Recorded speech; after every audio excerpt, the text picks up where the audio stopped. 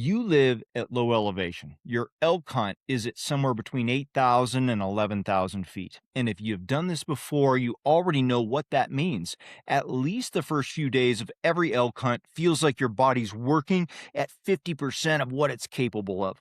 Legs are heavy, lungs are burning on a grade that shouldn't be that hard. Your heart rate is spiking at efforts that wouldn't register at home. Most elk hunters accept this as part of the deal. It's not part of the deal. It's a preparation problem and it's fixable. You can show up at 10,000 feet ready to hunt on day one without ever setting foot in a mountain range during your training.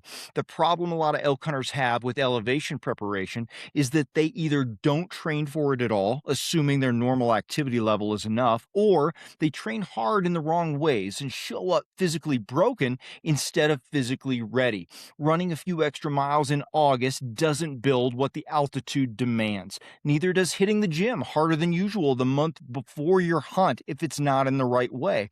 What altitude demands is specific, a high capacity aerobic engine, legs and lungs that are accustomed to sustained work under load and on grade, your incline, right? A breathing pattern that holds up under exertion, and a clear plan for the first 48 hours after you arrive. Build those four things, and the mountain's going to stop being the enemy on day one. That's exactly what we're building in this video. If you're not familiar with me, here's why I can help you. I've spent 34 years hunting and guiding Western big game across some of the most demanding high country elk terrain in the West, and 30 years as a professional strength conditioning and nutrition coach, working with folks at every level, including years competing as an elite athlete myself. That combination gives me a specific perspective on this topic. I know exactly what the mountain demands physically, and I know exactly how to build the preparation to meet it. Let's go through each of these components. Now, before you can train for altitude, you have to understand what it's actually doing, because the training response is specific to the problem. At elevation, the air is thinner. The same volume of air contains less oxygen per breath than it does at sea level. Your body's response is to increase your respiratory rate. You breathe faster, working to take in more oxygen to meet the demand. Your heart rate elevates. Your cardiac output increases, trying to compensate for reduced oxygen delivery per breath. So your recovery between hard efforts takes longer because your muscles are operating with a smaller oxygen supply than they're built around at home at your lower elevation. For an elk hunter, what this means practically is that a grade or an incline that would feel moderate at home feels genuinely hard at 8 to 10,000 feet. An effort that takes your heart rate to 140 beats per minute at sea level takes it to 165 at altitude. And the recovery that would take you 90 seconds at home takes 3 to 4 minutes up here. Multiply that across a full day of hunting. Miles covered, elevation gained and lost, a pack out on top of everything else if you were successful, and the accumulation is significant. The important thing to understand here is that altitude doesn't change what the mountain demands muscularly, right? The grade or the incline is still the grade. The load is still the load. What it does reduce is the oxygen available to meet those demands. Your preparation is about building the engine large enough and the movement efficient enough that the oxygen reduction costs you less than it costs the hunter who showed up unprepared. That starts with the cardiovascular base, and it starts months before you leave for camp. Now, the cardiovascular base is the most important and most overlooked component of elevation preparation, and it's the one most elk hunters replace with, "I'll just hike more in August." Now, here's why that doesn't work. Meaningful cardiovascular adaptation takes time. Building your cardiac output, increasing your VO2 capacity, how your body can utilize oxygen, training your body to operate efficiently at sustained aerobic efforts. Those are adaptations that happen over weeks and months of consistent work, not just a few weeks before departure. When you start just a couple weeks out and try to cram everything in, you're going to arrive fatigued and unprepared. What you're building here is a base first, right? And what that looks like is sustained aerobic work at a pace you can maintain for 45 to 90 minutes without going anaerobic. That's when your legs start to accumulate a lot of lactic acid, right? This is zone two training, a pace where you're working, but your heart rate isn't super elevated. It's elevated, but you can still hold a conversation. At least 3 to 4 sessions per week, built consistently over several weeks, is going to develop the kind of aerobic engine that handles altitude, reduced oxygen conditions with significantly less degradation in your performance, right? Without it hammering you. The key principle is that this adaptation transfers. You can't simulate the oxygen deficit in your hometown, but you can build a cardiovascular system that handles that deficit better than a poorly conditioned one. So an elk hunter with high aerobic capacity acclimatizes faster, recovers faster between efforts, and operates closer to his sea level performance at altitude than an elk hunter who just shows up undertrained. Your engine is the foundation. The next layer is putting it under the specific load that elk hunting actually creates. No training modality at sea level replicates elk hunting as directly as ruck training, your weighted pack training, right? Running doesn't quite replicate it. The movement pattern's wrong and the load is wrong. Cycling doesn't quite replicate it. Gym training doesn't quite replicate it. But rucking, weighted pack carries across distance and incline and grade, is the closest simulation available because it matches the actual physical demand of the hunt, moving through terrain under load for hours at a time. The load matters because elk hunting isn't unweighted hiking, right? From the moment you leave camp on opening morning, you're carrying a pack with at least some weight in it. Day pack or full pack, it doesn't matter. The load changes the demand on your legs, your hips, your lower back, and your lungs in ways that training without weight doesn't prepare you for. A hunter who is aerobically fit but has never trained under load arrives and discovers that fit is not the same as prepared when you're talking about elevation in the Western Mountains. So start with a pack that you can definitely manage. That might be 25 pounds. And then you build progressively over your training window. Increase your distance before you worry about increasing weight, and add incline whenever the terrain allows. The target load should approach what you'll actually carry in the field. For most mountain elk hunters, that's somewhere between 35 and maybe 55 pounds, depending on your pack setup and how far from the truck you're hunting and whether you're bivvy hunting or not. Time on the feet matters as much as the weight. A 2-hour ruck builds something a 45-minute run doesn't. The accumulated fatigue that your legs and your lungs are going to need to learn to manage. Your pack out days are long. Your training days should reflect that. Hey, if you hunt public land elk and you're tired of grinding through random seasons, I built the elk hunting series of ebooks for you.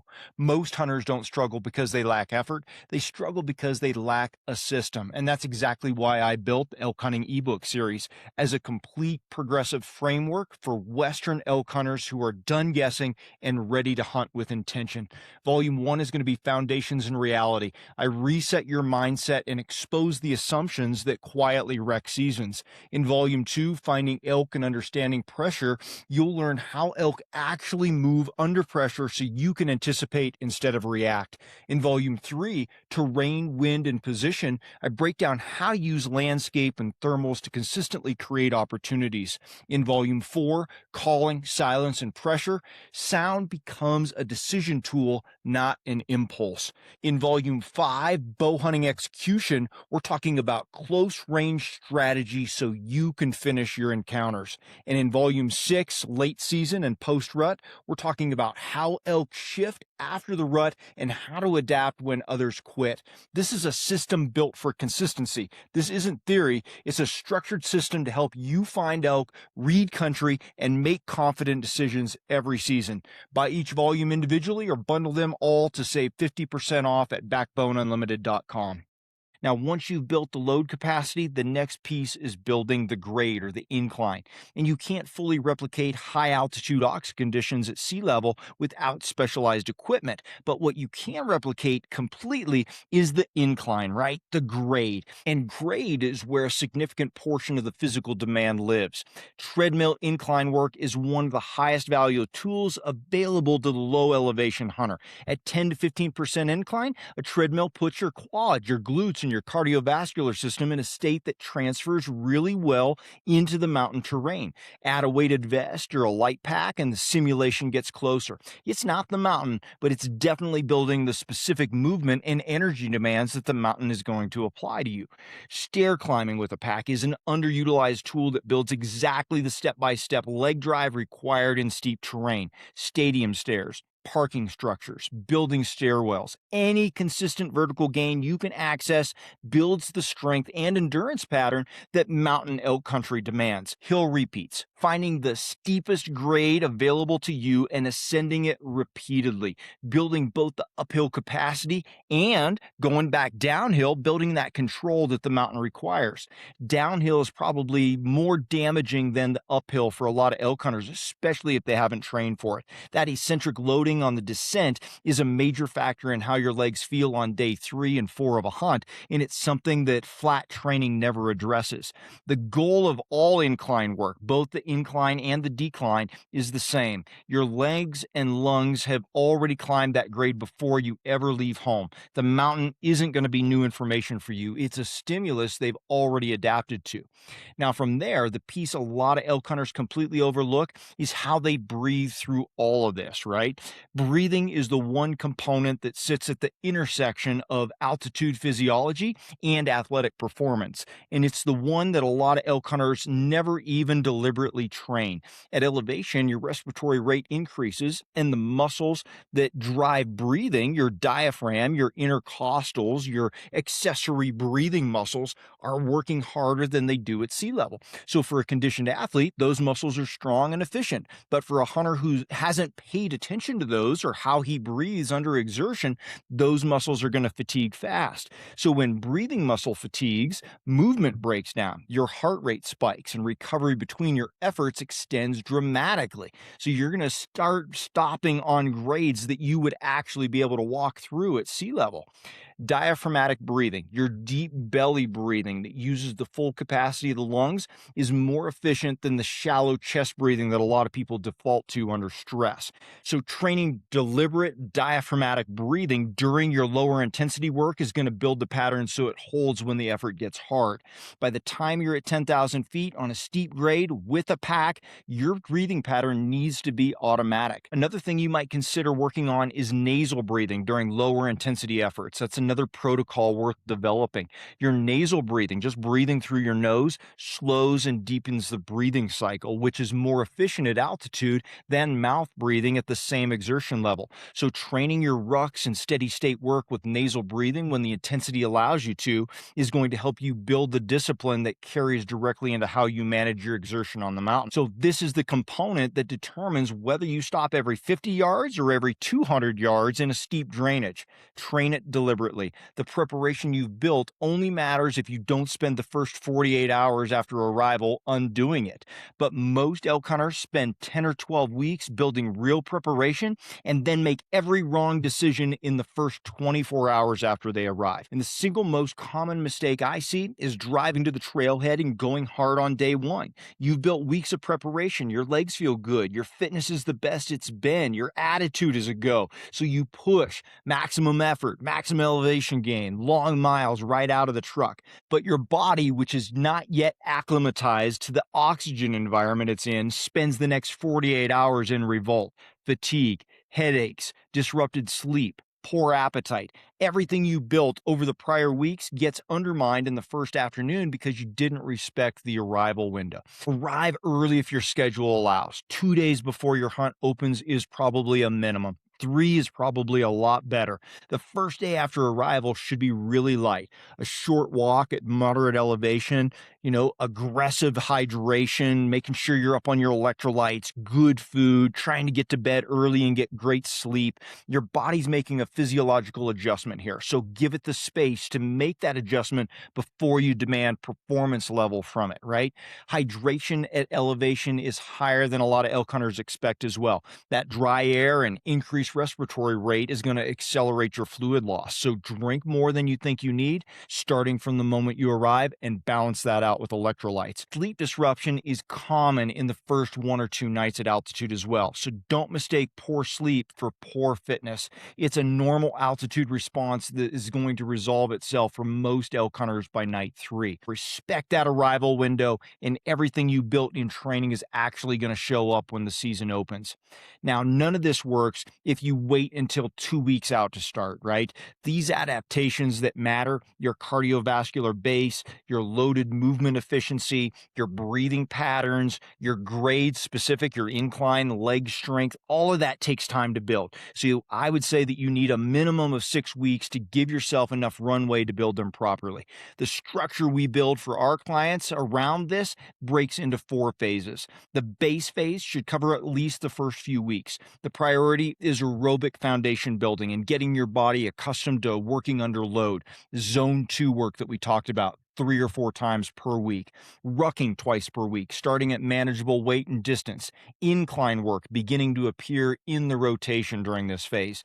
This phase isn't exciting, but it's probably the most important phase of the whole program. Then we're into the build phase, and it's going to cover at least the next few weeks. Volume and load should increase. Your rucks, your weighted packs get heavier and longer. Your incline sessions get steeper and more frequent. Your breathing work becomes more deliberate and focused. You're accumulating the specific stress the mountains are going to apply to you in September. And the peak phase covers the last few weeks, highest training volume and maximum specificity, your longest rucks, your steepest incline sessions, your hardest cardiovascular work. This is where the preparation really peaks out for you. And then the taper covers the final 1 to 2 weeks before your departure. Volume comes down, intensity stays the same. You arrive fresh, not depleted. Hunters who keep pushing through the final week because they're anxious or underprepared are going to leave their preparation in the driveway and arrive flat. Trained hard, but recovered poorly. But no matter how much time you have left, start now. Every week you wait is going to shorten your runway and your preparation time. The mountain isn't going anywhere. The incline doesn't adjust because you weren't prepared. The oxygen at 10,000 feet is what it is, regardless of where you trained, how you got there, or how good your fitness felt at home. What you can control is how your body meets those conditions when you arrive. So build your aerobic engine, put it under load, simulate the incline, train how you breathe, respect the arrival window. Do all of that starting now, not in August, and the first few days of your elk hunt are going to stop being the days you're just trying to survive long enough to start hunting. They become the days you're already hunting, and that's the difference that preparation makes for you. Now, if this episode made you realize you need a better elk plan this season, don't just watch another video and hope it all comes together. Build your plan right now. If the missing piece is your body, your legs, your lungs, or your ability to handle mountain miles in a heavy pack, check out my Backbone Unlimited training plans. If nutrition is where you need more structure, getting leaner, fueling longer days, or building a better in-season food plan, check out my nutrition plans. If you want to study the full system on your own, start with my elk hunting series of ebooks. If you want daily guidance, accountability, and a place to ask questions as season gets closer, join me on Team Backbone. And if you want my eyes on your actual hunt plan, your maps, your access, your terrain, pressure points, wind, thermals, and your actual strategy, book an elk hunt plan audit with me and I'll help you get it tightened up before season. The elk hunters who are ready in September are the ones who start tightening their plan right now. So go to backboneunlimited.com, choose the path that fits where you are, and I'll help you get started. Thanks for being here. I appreciate every single one of you. I'll see you in the comments. You know I read and respond to all of them. Until next time, train harder, hunt smarter, and never settle.